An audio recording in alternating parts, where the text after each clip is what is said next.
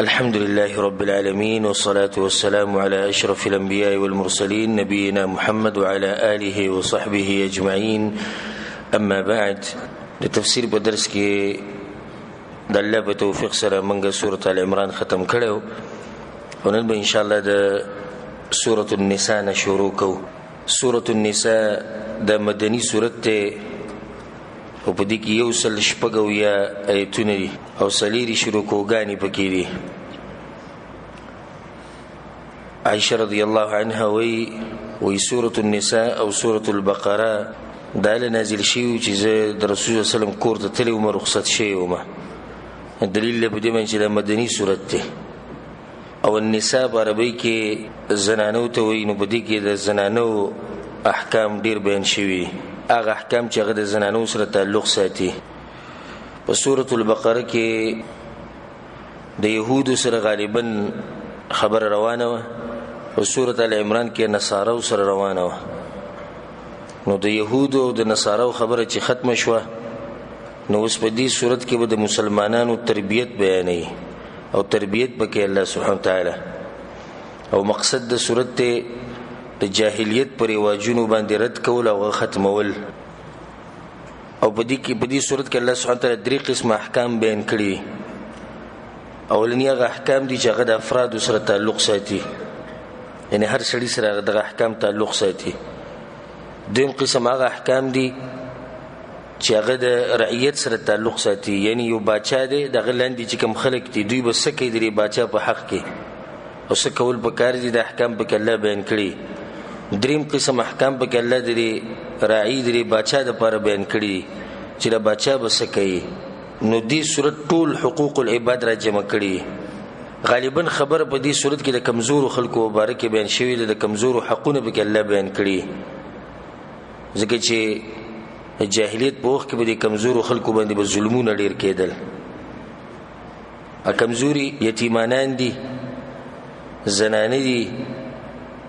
دغوی د مالونو دغوی د میراث مسله د الله سبحانه وتعالی په دې کې بیان کړي، ځکه چې داغه خلک دي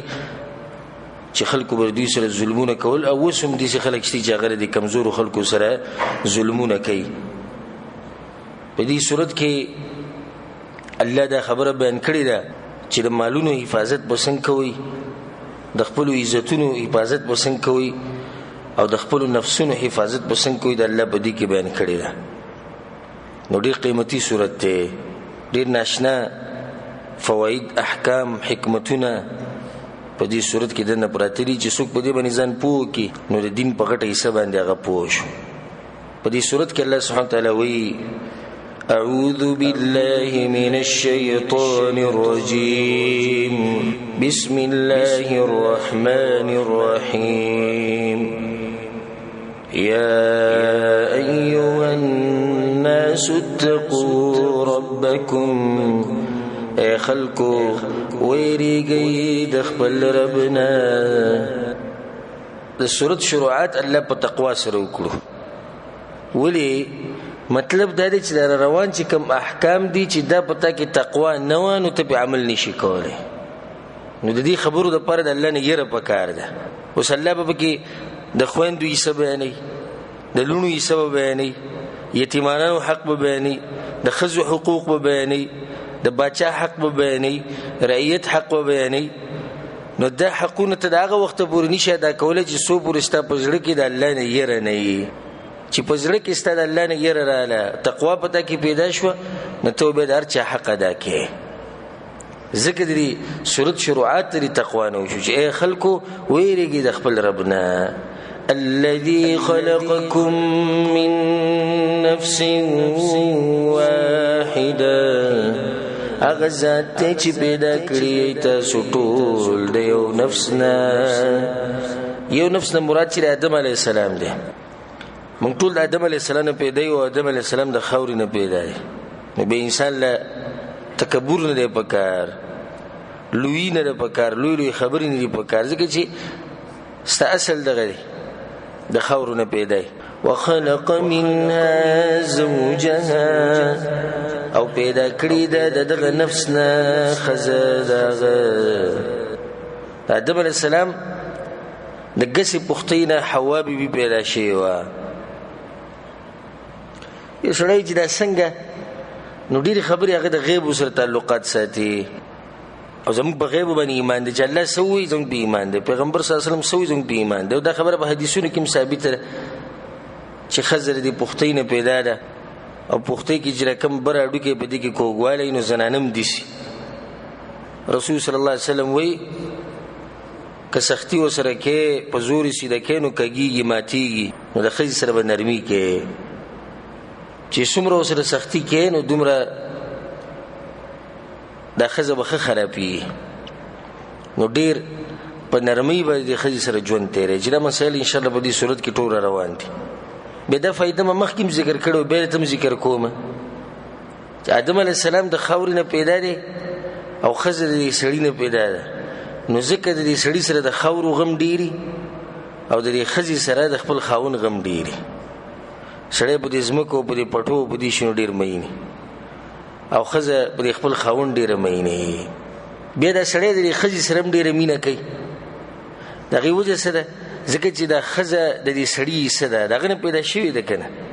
نو د هغې سره محبت ډېر کوي. د خاورې نه پیدا دی، د خاورې سره محبت په دې کې، د ښځې سره محبت ډېر په دې کې ځکه چې دا ښځه د نه پیدا ده، د دې څه ده. وبث منهما رجالا كثيرا ونساء او خواره کړي دي د دې دواړو نه سړي ډېر او ښځې، بې د هغوی نه ده سړي او ښځې به پیدا شوي. واتقوا الله الذي تساءلون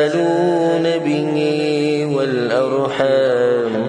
او ویریږئ د الله نه هغه ذات چې تاسو سوال کوئ د یو بل نه د هغه په نوم او د خپلولۍ په نوم.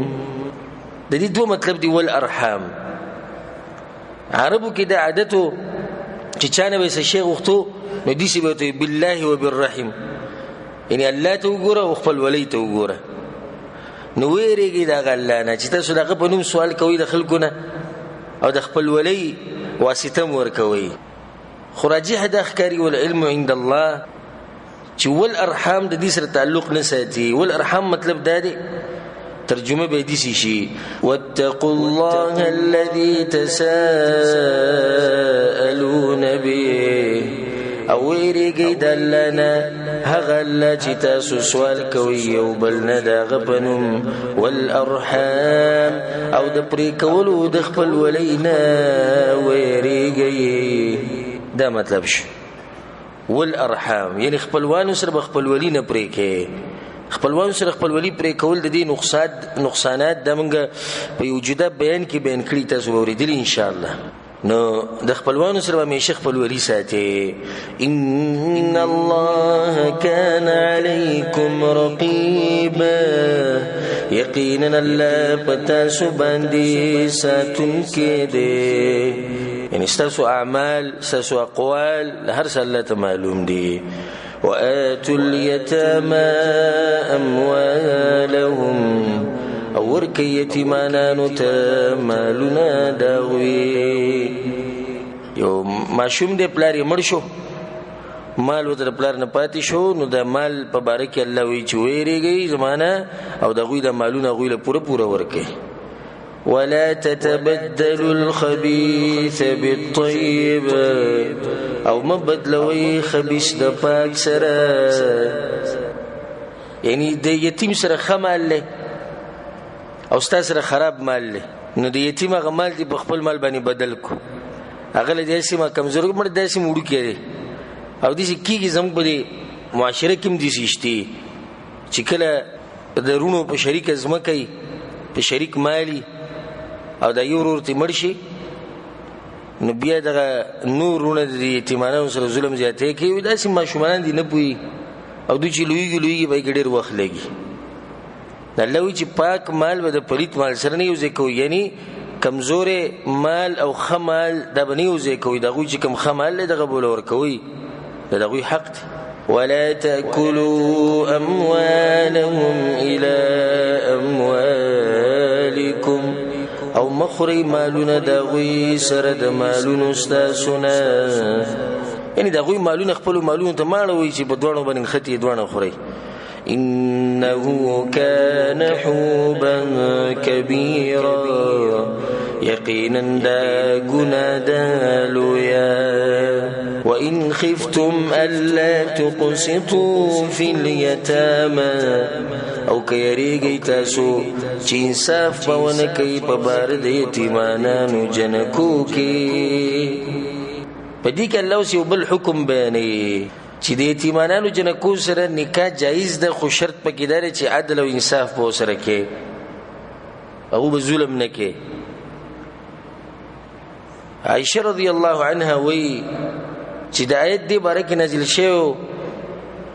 چې یو سړی به مړ شو او د هغه نه به یتیمه جنۍ پاتې شوه، نه که چېرته دا جنۍ به ښایسته وه نو دې کس به هغه ځان ته په نکاح کړه او مهر به ول معمولي غونته کې ورکو او د نورو حقوقو به خیال نه ساتو، مړه به اسیم یتیمه ده. یعنې څوک یې تپوس نه کوي، زمونږ خپله یتیمه ده، بس معمولي غونته کې مهر به ول ورکو، بیا به ورسره ظلمونه کول. ښه که بدرنګه به وه د یتیمه، ښکلې به نه وه او مال به ورسره د مشرانو نه به مال پاتې شوی، نو دوی به بیا د یتیمه نه په خپله واده کوله او نه به بل کس له ورکوله. دا په دې وجه که دې بل له ورکو نو دا مال زموږ نه، دا مال له ټول ځي. لکه اوس یو کس دی د هغه په کور کې یتیمه ده چې دا د در ویره ده، یا مثال کې خورزی ده، یا بله خپله دی لوی او مال ورسره ډېر دی، نو دا ظالم بیا داسې چل کوي چې دا جنۍ نه واده کوي، چاله یې نه ورکوي، ولې مال به ویسي. ښه که دا یتیمه پردی او د ده ورسره نکاح کېږي نو په خپله به ورسره نکاح وکړه چې کله به ښکلې وه، نو په هغې کې به ورسره دا دوکه کوله چې مهر به ورله معمولي ورکړو، بیا به ورسره ظلمونه کول او هغه مال به یې ترې واخېستو، کوم مال چې به د هغې سره د مشرانو نه و. او که بدرنګه به وه او پردی به وه، د ده ورسره نکاح کېږي نو په خپله به ورسره هم نکاح نه کوله، بل له به یې هم نه ورکوله، دې مال ته به غلو، ظلم به یې کوو. نو الله دې ځکه دا خبر وکړه چې په یتیمانانو باندې به ظلم نه کوئ. وإن خفتم ألا تقسطوا في اليتامى که یریږئ تاسو چې انصاف به ونه کوي په باره د یتیمانانو جنکو کې، که تاسو یریږئ چې زه که دا یتیمه په نکاح کم نو انصاف رانه نه کېږي ځکه چې زه به مال کم ورکومه، نو الله وایي بیا د هغه زنانو سره نکاح وکړئ چې هغه یتیمانانې نه دي، بیا د یتیمانانې پرېږدئ. یتیمانانو سره تاسو نکاح کولی شئ، یتیمانانو جنکو سره، خو په دې شرط چې څه به کوئ، انصاف او عدل که کولی شي. هله که انصاف او عدل نشي کولی نو بیا داسې زنانه ځان له وګورئ چې هغه یتیمانانې نه وي، نو بیا به تاسو د هغوی حق صحیح ادا کوئ ځکه چې یتیمانانې نه دي.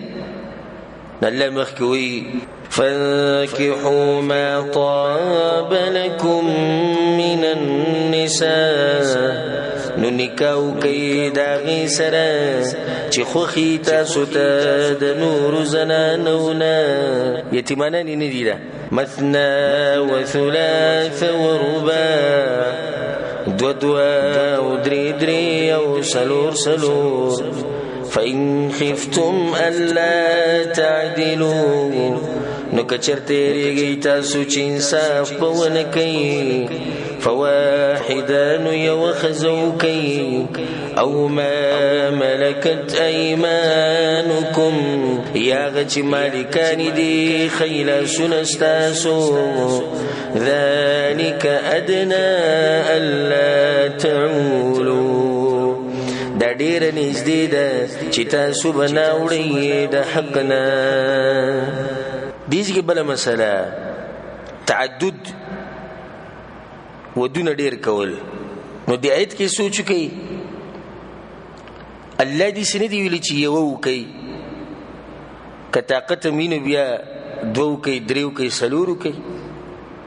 الله وایي دوه وکئ، درې وکئ، څلور وکئ، که طاقت هم نه بیا یوه وکئ. نو شروعات هغه د دوی مینه شوي دي باتفاق المسلمین، او چې څوک په دې کې اختلاف کوي ګمراه فرقو والا نو هغوی اختلاف لري، خو باتفاق المسلمین د څلورو نه زیاتې ښځې په یو وخت کې ساتل دا ناروا دي. او کله چې الله سبحانه وتعالی دا مسله مسلمانانو ته بیان کړه چې سلور بیبیانې به ساتي، نو بعض صحابه کرامو اته ښځې وي، د بعضو ووي، د بعضو پکې لس وي، هغه نورې پرېښودې او ځان ته یې سلور پاتې کړې. او دا د رسول الله صلی الله علیه وسلم خاصیت دی چې الله هغه ته د ډېرو بیبیانو اجازت ورکړی یا د 11 هغه پیغمبر هغه ته د دې اجازت و، بل هغه د خلکو سره تعلقات ډېرولو ته د هغه ضرورت و. نو د کومې قبیلې نه چې به واده وکړو نو د هغه قبیلې سره به د هغه تعلقات جوړ شو. د دین یې خوره و، مجاهد و جهاد یې کوو.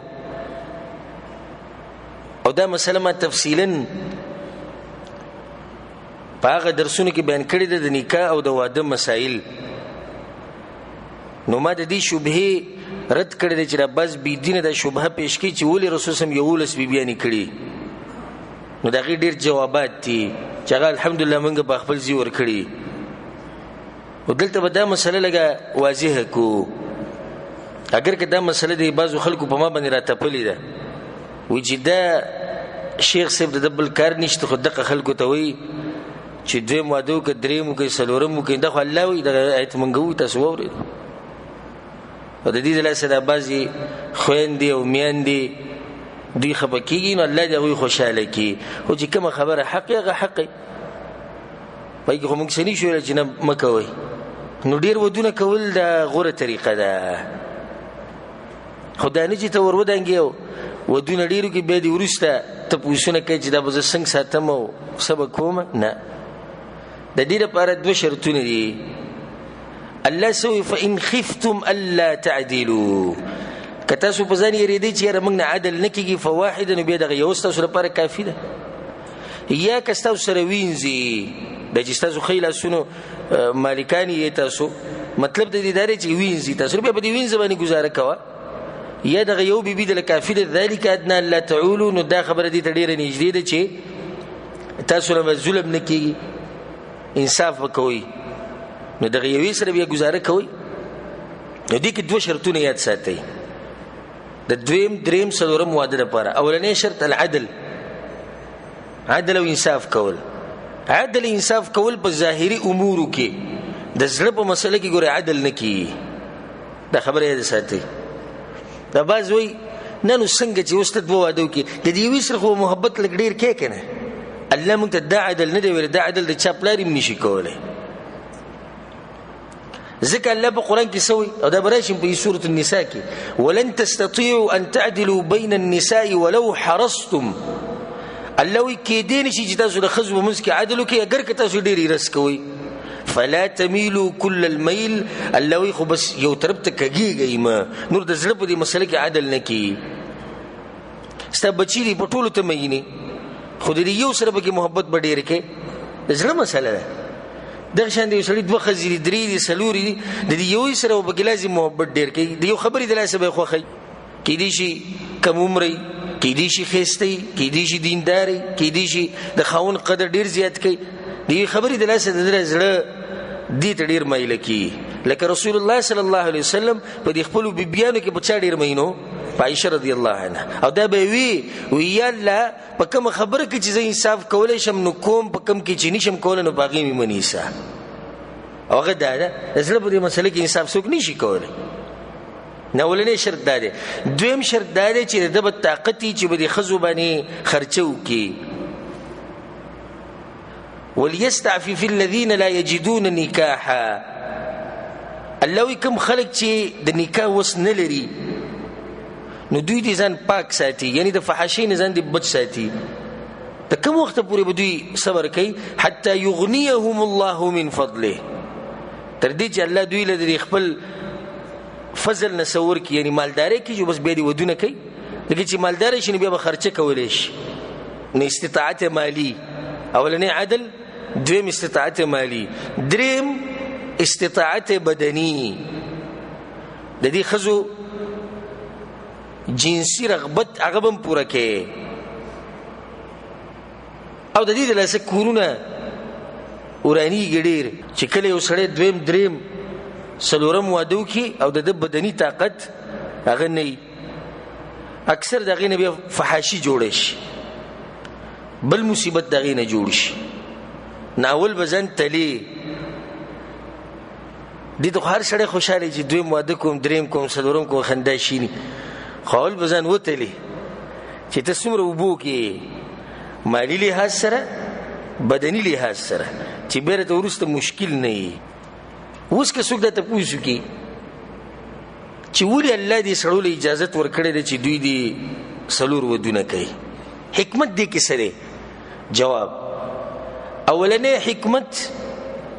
الله دا غواړي چې دا امت ډیر شي او دا خبر رسول صلی الله علیه وسلم کړی ده وې د دې زنانه سره واده کوي چې بچی ډیر راوړي چې زما د امت په ډیر ښکاري او دا واضح خبره چې کوم امت ډیری نو دا امت قدرمنی عزتمنی دشمن تیری نه چې څومره ستا بیبیانې ډیری دومره به د بچی ډیری چې څومره د بچی ډیریږي دومره مسلمانان ډیری په دې نیت باندې چې سړی واده کوي الله ول اجر ورکوي چې زه به ځان پاک ساتم یوه دویم د دې لپاره دا ودونه کومه چې مسلمانان ډیر شي. نو ته یو کس 4 ښځې دې راوستې بیا د هر ښځې نه مثال 15 بچي دي 20 مسلمانان د ستا په کور کې پیدا شي او داسې بیا نور او بل نو د امت به څومره ډیر شي. یو حکمت دا دی. دویم حکمت دا دی چې همیشه د زنانو عدد د سړو نه ډیر دی او قیامت ته به نږدې دا د رسول صلی الله علیه وسلم حدیث دی چې زنانه به ډیرې زیاتې شي ډیرې زیاتې به شي. او اوس چې موږ نظر وچورلو نو په هر کور کې جنکۍ ناستې په هر کور کې جنکۍ ناستې او په بعضو کورونو کې خو له منډه 6 جنکۍ ناستې او په ډیرو کورونو کې جنکۍ پاتې شوي دي عمر ډیر شي بله څه مسئله خاوني طلاق کې به کور کې ناستې موږ په معاشره کې خو به دغه جنۍ څوک نه واده کوي نه که هر سړی او که هر نو غالبا سړی دویم دریم څلورم واده وکړي نو په کورونو کې به دا جنکۍ دا به پاتې نشي. دریم حکمت سړی چې دی په دوی باندې هر ټیم مصیبت راتلی شي په سړو باندې هر ټیم مصیبت راتلی شي که میدان جهاد دی نو هلته به تاته سړي میلاویږي که د دنیا منډې دي او مزدوري ده نو هلته به تاته سړي میلاویږي که کوم ځای کې سخته مسله هلته سړي میلاویږي کېدای شي په جنګ کې مړ شي کېدای شي جهاد کې مړ شي کېدای شي اکسیډنټ کې مړ شي کېدای شي مزدورۍ کې مړ شي نو سړي لږ دي او ښځې ډېرې دي نو چې دا ښځه د نه پاتې شي او بل سړی د هغه دویم دریم څلورم واده کوي دا جنۍ واده کوي دا ښځه واده کوي نو دا ښځې هم کار روان شو د سړي هم کار روان شو. او سبحان الله هسې ګورې دې خبرې چې تاسو سوچ کړی چې دا خبر ګوره ډېر لږ راځي چې پلاني ځای کې ښځه مړه ده او د سړو دا به په مخ اوري پلانې مړلې پلانې مړلې پلانې مړلې پلانې مړلې دا ښځې لکه موږ په دې نه وایو زموږ ورسره نه لګي خو د دوی د مرګ دا خبر چې دی چې ډېر نه راځي لږ راځي او د سړو دا خبر دا غالبا به تا اوري چې پلاني ځای کې سړی مړ شو هغه پلانې مړ شو پلانې مړ شو. څلورمه خبره په دې سړو کې بعض سړي داسې دي چې د هغوی شهوت ډېر زیات دي او دا یوه ښځه د هغه شهوت او رغبت هغه نشي پوره کولی نو د هغې دپاره بیا دله پکار دی چې دویمه وکړي درېیمه وکړي څلورمه وکړي او که دی داسې پرېښودی شي چې نه ته به صرف یوه کې نورې نشي کولی نو کېدی شي چې دې څه غلط کار وکړي پردو زنانو ته به ګوري بله څه طریقه به لټوي. او ما په دې باندې دا حساب کړی دی چې یوه ښځه د سړي ځکه دا بعض علماو دا خبره کړې ده وایي د چا چې یوه ښځه هغه هم ښځه وي دا خبره خو چې په اورېدو کې ډېره دغه د درنه ده په سړي لګي چې یوه ښځه هغه هم ښځه وي خو مطلب یې دا دی چې د هغې څلوېښتي وي دی هم ناسي چې د هغې بیماري وي دی هم ناسي. نو ما په دې باندې حساب کړی چې د یو سړي یوه ښځه او په میاشت کې په دې باندې موږ وایو چې 7 ورځې کم سے کم په دې باندې بیماري راځي نو په ټول کال کې تقریبا د پاسه 80 ورځې دا لري که نو څو میاشتې لري که 3 میاشتې دا لري که 3 میاشتې دا شوې بچی پکې وشو ځه څلوېښت ورځې دا لرې که 4 میاشتې که یوه میاشت داسې ووله چې بیماره ده کله به سر دړ او کله څه او کله څه څو شوې 5 یوه میاشت داسې ووله چې ماشومانانو سره مصروفه ده او کار کې مصروفه ده او داسې او دغه خاوند خواله نه راځي څو شوې 6 یوه میاشت داسې ووله چې دا کله مور کره تللی او کله تره کره تللی او کله ماما کره او کله بل کره څو شوې په کال کې دا 9 ووایه زه 6 ووایه او 6 میاشتې د صرف د خاوند سره تېری او 6 میاشتې د خاوند زړه کېږي دغه جنسي طاقت دی رغبت دی نه الله سبحانه وتعالی چې کوم کار کوي په دې کې ګوره حکمتونه ډېر زیات دي زار شو د الله سبحانه وتعالی د دین نه چې الله خبره کوي هسې نه کوي دې کې ډېر حکمتونه 5مه مسله د تعدد چې دی دا ډېر ودونه کول دا صرف زموږ په دین کې نه دي بلکې دا په پخوانو دینونو کې هم دي لکه داسې پیغمبران شتي چې 10 کم سل ښځې کړي داسې پیغمبران شتي چې 1 کم سل ښځې کړي داسې شتي چې 11 کړي داسې کړي چې کم او زیاتې کړي لکه دا مسله صرف زموږ په دین کې وی نو بیا به یو سړي اعتراض کولی شي خو دا خو په نورو دینونو کې هم دا خبره راغلې ده 6مه خبره چې دام کېدی شي چې د ښځې بچي نه کېږي کېدی شي که نه کېږي ډېر داسې کېږي ښځې بچي نه کېږي نه دی بیا ټول عمر له دې ته نه شي چې نه جي څه ورته ووایو په کار خو دا ده چې دی د خپل ځان سوچ وکړي چې د ده لپاره بچي په کار دي چې ژوند پرې ښایسته شي میراث ورته پاتې شي د دین څخه خدمت وکړي 9مه خبره دا ده کله نه کله نه بلکې ډېر داسې کېږي چې داسې ښځې به تا ته میلاو شي چې د هغوی د ساتلو څوک نه وي کونډه طلاق شوي بل څه مصیبت پرې راغلی خاوند ترې ورک شوی مړ شوی عمر یې زیات شوی څوک یې نه غواړي دغه شان پاتې شي نه که موږ کې د سړي اراده وکړي د 2م 3م 4م نو دا قسمه زنانه به پاتې نه شي 8مه خبره شریعت دا غواړي چې زموږ د یو بل سره رابطې ډېرې شي اوس یو سړی دی یوه ښځه د خپل علاقې نه کړې ده د خپل کلي نه کړې ده د دغه خاندان سره د دې یوې ښځې د لاسه د ټول خاندان سره د رشته شوه بله ښځه به بل علاقه کې وکړه 3مه به بل ځای کې وکړه 4مه به بل ځای کې وکړه ګوره څومره خاندانونو سره د رابطې جوړې شو نو د دې ډېر ودونو کې یو فایده دا ده چې رابطې به ډېرې شي دا یو څو حکمتونه دي اوس که څوک اعتراض وکړي چې ډېر ودونه په دې ښه نه دي ځکه چې دا ښځې بیا د یو بل سره جنګ کوي جواب او که زه درته داسې وښیم چې یوه ښځه یو د ټول کور یې په سر راغستی نو بیا به سجده یوه مه کوه داسې شتي که نه یوه ښځې سم سړی پالواني خاوند تیم پوز راغلی خواقس خر تیم پوز راغلی خویندې رونه ټول نه کېږي د چا نه مني اوس یې چلو کو داسې ووایو چې دا یوه مه کوئ ځکه چې کور کې جګړې راځي او زموږ په دې کورونو کې خصوصا زموږ د پښتنو په دې کورونو کې خو دا مسلې شتي ځکه چې ډېر لږ کورونه به وي چې هغې کې به مسله نه وي د دې یوې ښځې د لاسه ګورئ کله خواقس خر خبرې او کله د ښځې خبرې کله خواقس خر کله مور پلار کله ښځه او دا خبرې دا مسلې نو دا مسلې خو په هر کور کې دي د هغې دپاره موږ څه وایو چې واده مه کوه او داسې کورونه هم شتي چې 2 او 3 او 4 ښځې پکې شتي او هغوی د یو بل سره د خویندو په شان ژوند تېروي خو سړی هوښیار پکاري چې یو سړی داسې چې بس کمې ښځې سره میلاویږي هغه ورته د بلې په سر شکایت کوي د سهار له چې دی بریتو نه ویني ساسي له وړې راغسلی بله وایي نه دی به څه 4 ښځې او 3 او 2 وساتي سړی پکار دی چې هوښیار وي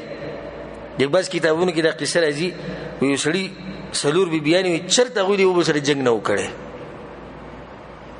نو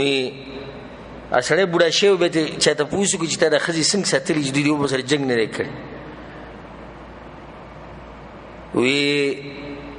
په ځوانۍ کې خو ځواني و زور په زور د زور په زور مې ساتلي دي به دغه به ځواني ختم شونه د مال په زور می ساتلی به چې مال ختم شونه اوس د خو اخلاق په زور ساتم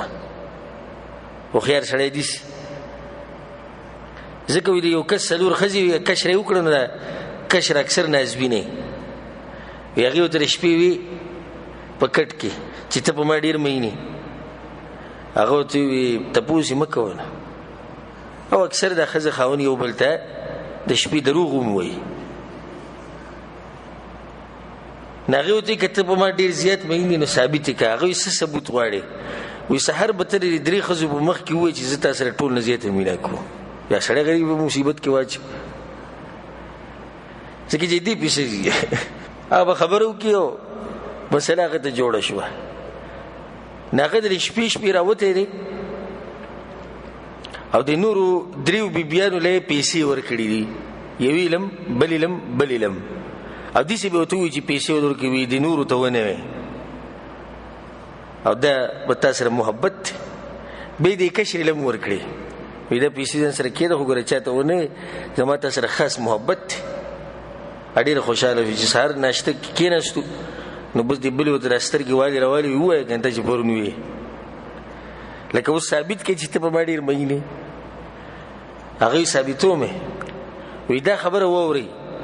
کمی خزله چې ما پرون پیسې ور کړې دي زړه ټول نه زیاته مینه راغی سره کوم هر یو دي شو خوځي د خوشاله شو چې ما سره ټول نه زیاته مینه کوي اته ودا پته نشي چې نور له مور کړی نو سړی خو خيار پکاري سړی له پکای چې باندې حکمتي حاله به دې خزه وساتي او چې حکمت پکې نه یوم نشي ساتلې ګوره دویم اعتراض دا دی که څوک دا وایي غیر مسلم دا اعتراض وکي او یو لیبرل او بے مذهب انسان دا سوالو کی چې د سړو ته د سلورو خزو اجازه ته نو د خزو ته ولې د سلورو مړونو اجازه نشتی نو جواب دا غي دی موږ جوړ الله کم کار کوي کې حکمت یو مسله ده چې دا به څنګه معلومه چې د ماشوم د چا دی اوس یو خزر سلور مړونه کړي او په خېټه باندې حمل شو نو اوس به څنګه معلومه چې دا ماشوم د کم سړی دی نسبت به چاته کوي نشي کېدای او د سړی کې سلور خزي دي بچي کېږي نو خوازه ده چې د بچي دي بلا یو خزر سلور مړونه دي بچي پیدا شو د دې بچو تربيت به څوک کوي هم سوال لیکل تربيت به څوک کوي ته سلور دي کم یو به تربيت کوي کم یو ته به چې تربيت کوا او چې خزي سلور یو سړی یوینو دغه یو سړی د دې بچو تربيت کوي خسلور خوندان دي کم یو به کور چلی کم یو به د کور خرچه چلی نه د ټولي مسلې د دې خبرې جواب دی چې د دې د لاسه الله سبحانه وتعالى خزته د ډیرو خوندانو اجازه هغه نه ورکړي دوه مسلې به ذکر کو په اخره کې خبره نه وګد شو اولنی مسله د باز دا وی چې کله وته دوی ماده نه جیو یا خزه اجازه نه راکې نه ماته په دنیا کې دې خزه وخی چې اجازه دې درکړي دې خزه شتي په دنیا کې شتي نه الا چې بیماری د خاون رغبت نشي پوره کوله بچی نه کیږي ناغه د دې یری نه چې ما چرته طلاق نه کی دته وې دویم دریم وادو که هم پزړې جوړ نه ګوره نور یو خزم خاون له اجازه نه ورکې نو کده خزي اجازه ته کیناست نو بیا کینن به دې نه ونه لیدل دویم او دریم وسلورم او دا عام خزو طبيعت ته د رسول صلی الله علیه وسلم بیبیانی هغه له په یو بل غیرت ورته نه چې هغه له ورته نو که زما واست خزل ورغه نو سی چلو شو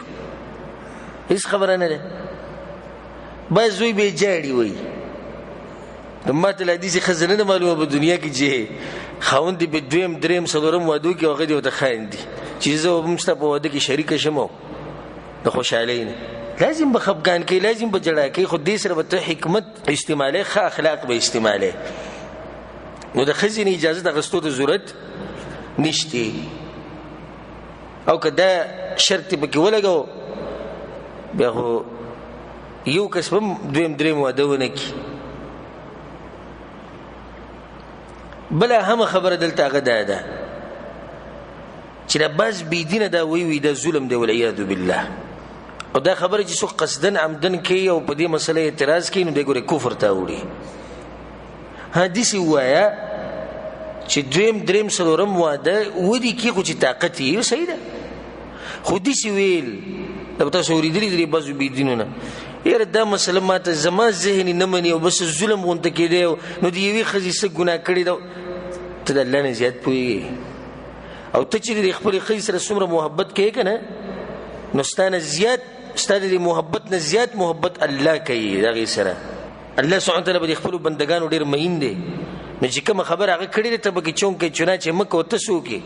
چې د الله د مسلې په مخ کې ته مسله بیانې د پیغمبر صلی الله علیه وسلم د حدیثونو په مخ کې ته مسله بیانې. اخرنۍ خبره هغه ده چې هغه خلکو ته اعتذار زما د طرف نه خصوصا کمی زنانه دي خویندې او میندې هغه په دې خبرو باندې خفه کېږي هغو ته موږ دا وایو چې زموږ د چا سره څه دښمني نشته. ښه کوم ځای کې چې د زنانو حق الحمدلله ما څومره بیان کړی دی نو ډېر کم به چې زموږ په دې معاشره کې چې هغه بیان کړی نو بیا به سړي وایي چې ته د ښځو حق ډېر بیانوې نو څه چلو اسلام چې څنګه دی دغه شان به بیانوو او د ښځو ته موږ دا نصیحت کوو چې زړه غټ ساتئ او که طاقت مینې د خپلو خاوندانو له دویم دریم څلورم واده په خپله وکړئ سم به خوشحاله شي چې ته ورته زه دله بل واده کوم راځه. دا اولنۍ او اخرنۍ خبره یې د ساتئ چې طاقت یي داسې خو هر سړی به ووایي چې زما طاقت شتي بدني نو بدني خو د غالبا خلکو طاقت شتي خو د مالی په کوم پکار دی سبا له به د دې ښځې خرچه خوراکي د دې به غم خادي د دې به بچي د دې به ډاکټري دا ټولې مسلې ستا په سر دي بیا ناول به ورته ځان وتلي چې آیا دا کار زه کولی شم او که نه. زه انشاءالله چې په دې مسله به تاسو پوه شوي الله دې موږ ټولو له توفیق او طاقت راکړي چې ډېر ودونه وکړو او الله سبحانه وتعالی دې بیا موږ له طاقت راکړي چې د هغوی په منځ کې عدل او انصاف وکړو. وآتوا النساء صدقاتهن نحلا او ورکوي خزوتا مهرون داغوي په خوشالۍ سره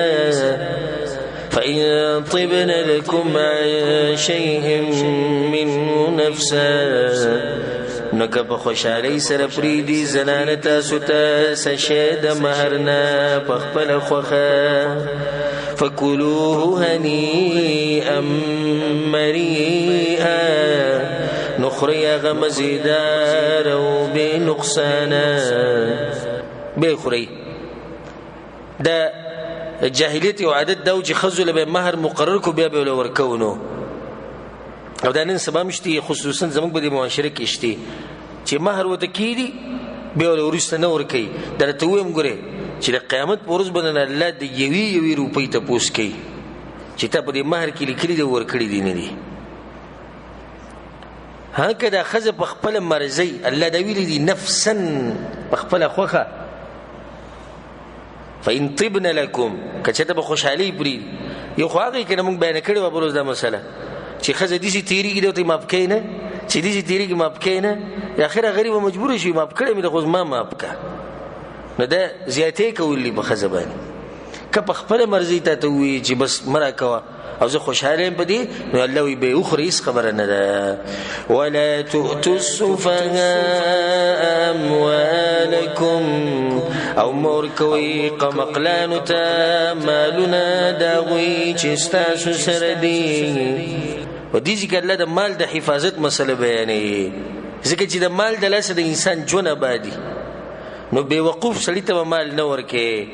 قمقل ته چې عقل یې کمي او هغه یتیمانان شو بس یتیمانان دي ماشومانان دي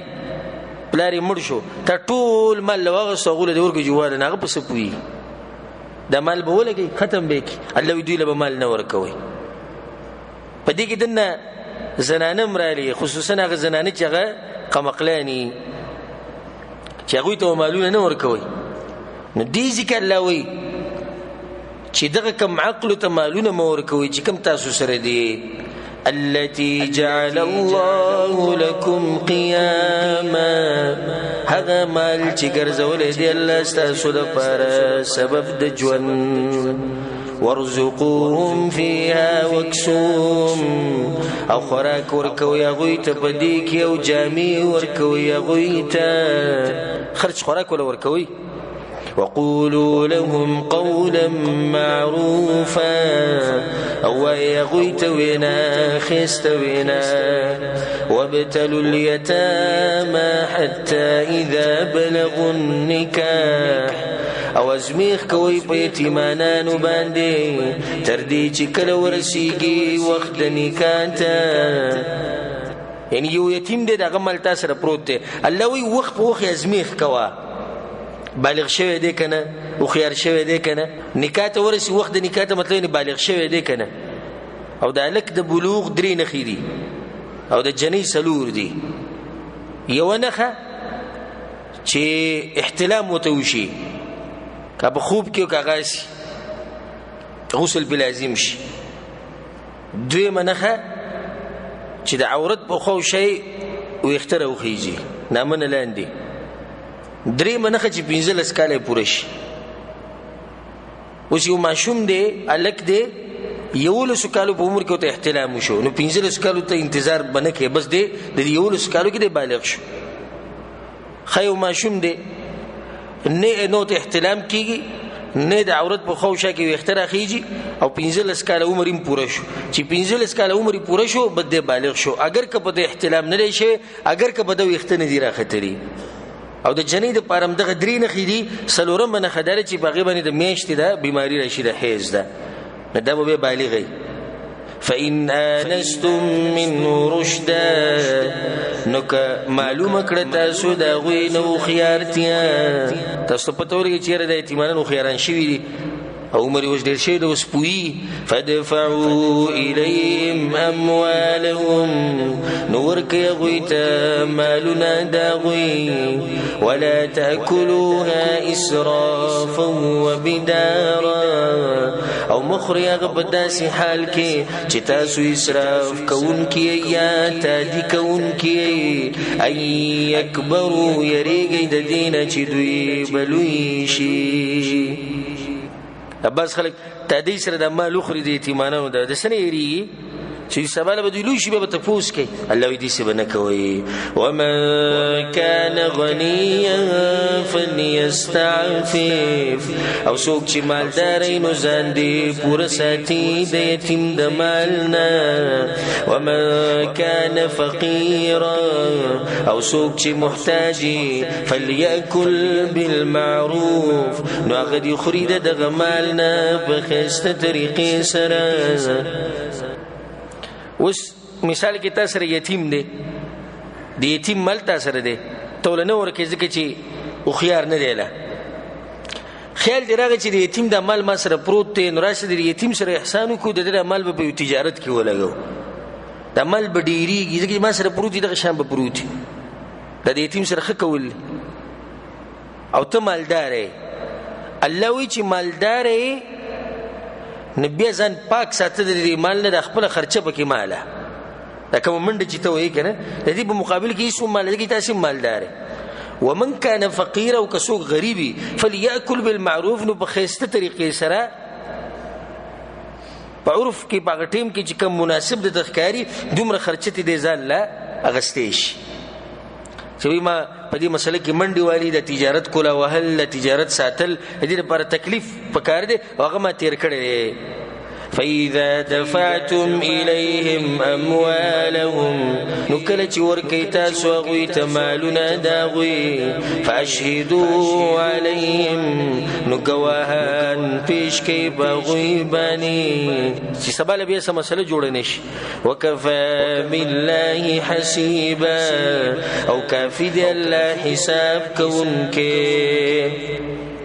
الجاهلية بوخي دا عربو بالعدد داو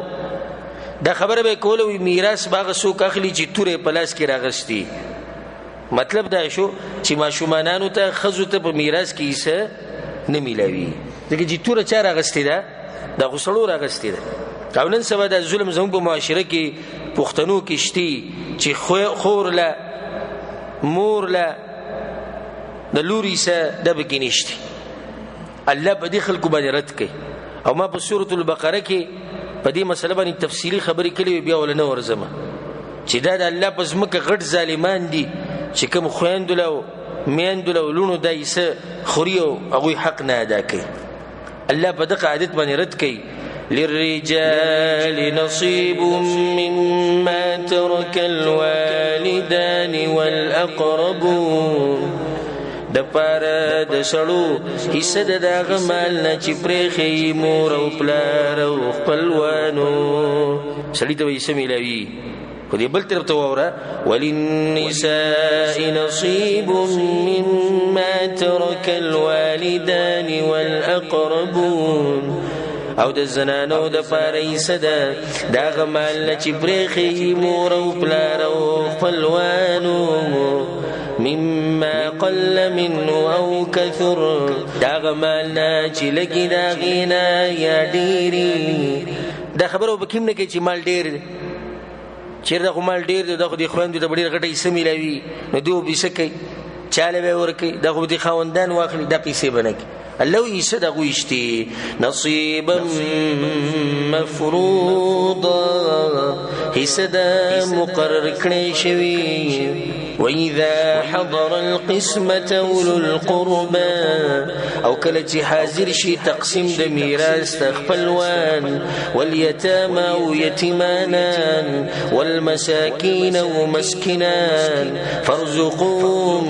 من نخراك وركدويتا دغمالنا وقولوا لهم قولا معروفا او يا غويتوينا نرما یو سړی مړ شو دغه مال وس تقسیمیږي د تقسیم ته خلک حاضر شو په دې حاضرینو کې خپلوان ناشتي یتیمانان مسکینان دا هغه خلک دي چې دوی ته په دې میراث کې حصہ نه رسي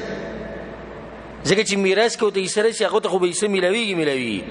خدای خپلوان دي چې دوی ته حصہ نه ملوي الله یخکل اخلاق دادي چې غویلم د دې مال نشي خوراک ورکي سوال ورکي ها که بالکل ولا سنور کوي غوده باندې زور زبردستی را ولې تاسو نور کوي فقولوا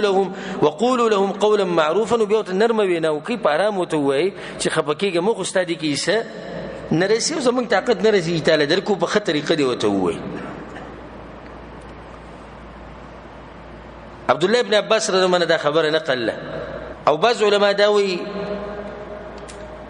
چې مخکې دا مسله فرض وا چې لازم به د یتیمانو خپل ټول ته بسنه سور کې به دا مسله منسوخ شو په آیت میراث باندې کوم چې روانه دي چې الله به کې یې تقسیم کړي نو هر چا ته باغې یې ملوي کوم چې تقسیم شوی ده برای چې کوم خلک ناشتي هغه لته خوراک ورکه سکسنه سوال ورکول او کنه ورکه نو نرمه خبره وته وکا